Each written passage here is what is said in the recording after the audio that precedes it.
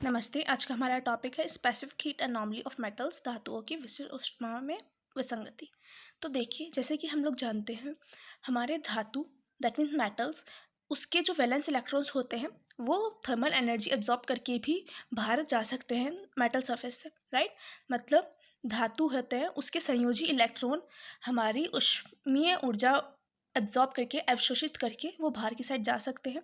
इस वजह से धातुओं में जो विशिष्ट ऊष्मा होगी वो दो कारणों से हो, दो चीज़ें होगी उसमें। एक सीवी एटॉमिक, वो होगी धातुओं में वाइब्रेशंस की वजह से जो होती है एटम्स में वाइब्रेशंस की वजह से। दूसरी होगी सीवी इलेक्ट्रॉनिक, वो होगी हमारे फ्री इलेक्ट्रॉन्स की स्थानांतरित गति की वजह से, राइट, ट्रांसलेशन मोशन की वजह से। तो देखिए, जैसे कि हम लोगों को पता है एटम्स के अंदर जो सॉलिड्स के अंदर जो एटम्स होते हैं वो अपनी मीन पोजीशन के अबाउट ही ऑसिलेट करते हैं, राइट। जो मीन पोजीशन मतलब माध्य स्थिति होती है उसके अबाउट ही वो कंपन करते हैं, वाइब्रेट करते हैं। इस वजह से, और ये कंपन जो हमारे होते हैं वो 3 डायमेंशंस में हो सकते हैं, राइट। इस वजह से जो सॉलिड्स के अंदर प्रति परमाणु औसत ऊर्जा जो होगी हमारी वो 3 kT की इक्वल हो जाएगी। क्योंकि देखिए, एक विमीय के लिए हमारी kT होती है, उसमें से हाफ kT होती है काइनेटिक एनर्जी, हाफ kT होती है हमारी potential energy. That means half kT होती है हमारी गतिज ऊर्जा की वजह से, हाफ kT होती है हमारी स्थितिज ऊर्जा की वजह से। ये एक विमीय के लिए था। अब थ्री डायमेंशनल मतलब त्रिविमीय, तो इस वजह से हम उसको 3 से मल्टीप्लाई कर देंगे तो प्रति परमाणु औसत ऊर्जा हो जाएगी हमारी 3 kT की इक्वल। एक मोल के लिए हम लोगों को वो निकालनी हो तो वो क्या होगी, उसको अवोगाद्रो नंबर से मल्टीप्लाई कर देंगे हम लोग।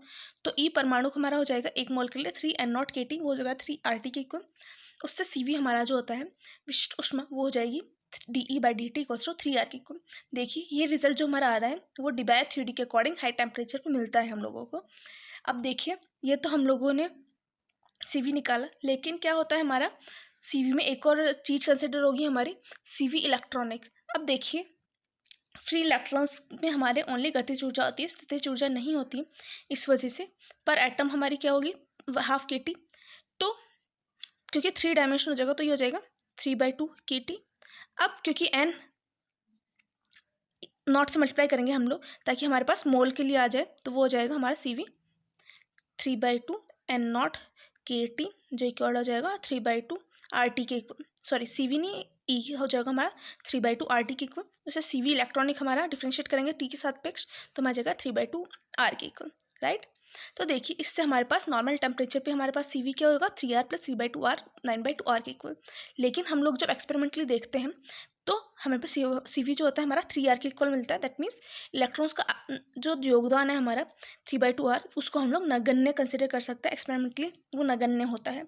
देखिए, ये संबंध हम लोग क्लासिकल स्टैटिस्टिक्स के थ्रू निकालने का ट्राई किया था हम लोगों ने, और ये एक बहुत बड़ी असफलता थी हमारी। इसलिए हम लोग क्या करते हैं, इसमें फर्मी डिराक स्टैटिस्टिक्स को यूज़ करते हैं और देखते हैं कि ये वो कैसे इसको सॉल्व करता है। तो देखिए, हम लोग फर्मी डिराक स्टैटिस्टिक्स के अनुसार बोल सकते हैं कि T = 0 केल्विन पर इलेक्ट्रॉन की जो अधिकतम ऊर्जा होती है हमारी, हो सकती है हमारी, वो होती है EF के इक्वल, राइट। वो होती है हमारी फर्मी ऊर्जा। तो देखिए, इलेक्ट्रॉन है वो उस गैस का हम लोग ने टेम्परेचर इंक्रीज किया 0 से T केल्विन पर। उससे हमारे पास क्या होगा कि वो इलेक्ट्रॉन जिसके लिए जो एनर्जी है वो EF से KT चौड़ाई के अंदर है, वो सब तो क्या करेंगे, वो एनर्जी को एब्जॉर्ब करेंगे और E greater than EF वाली स्टेट के अंदर आ जाएंगे। अब हम लोगों ने देखिए, उससे हम लोगों के पास ये ग्राफ है। अब ये वाला जो इलेक्ट्रॉन्स थे वो एनर्जी एब्जॉर्ब करके इधर की साइड चले गए, right.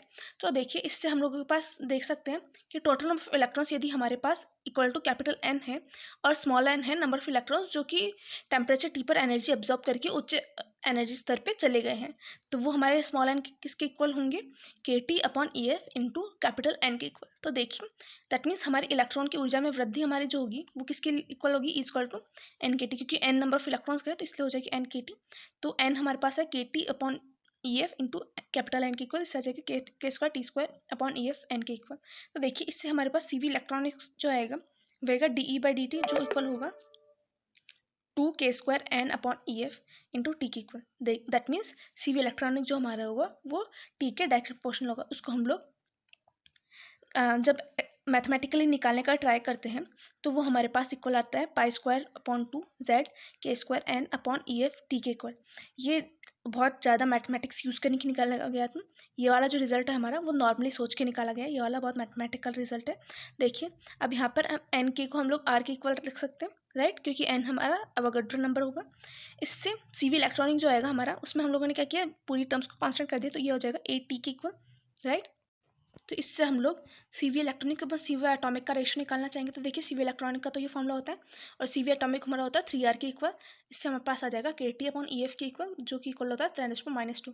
That mean CV electronic का जो हमारा कॉन्ट्रीब्यूशन होता है वो 1% के लगभग होता है विशिष्ट ऊष्मा के अंदर। देखिए अब डिबैट थ्योरी के अकॉर्डिंग लो टेम्परेचर पे जो CV परमाणु होता है हमारा CV एटॉमिक, वो डायरेक्ट प्रोपोर्शनल टू TQ होता है, इसलिए हम लोग इसको बोल सकते हैं इक्वल्स टू PTQ। तो देखिए इससे हमारे पास CV जो है हमारा हो जाएगा CV परमाणु प्लस CV इलेक्ट्रॉनिक, जो होगा CV इक्वल्स टू BTQ इसकी वजह से और AT इसकी वजह से, राइट। तो CV का जो ग्राफ होगा हमारा वो कुछ इस तरीके का मिलेगा।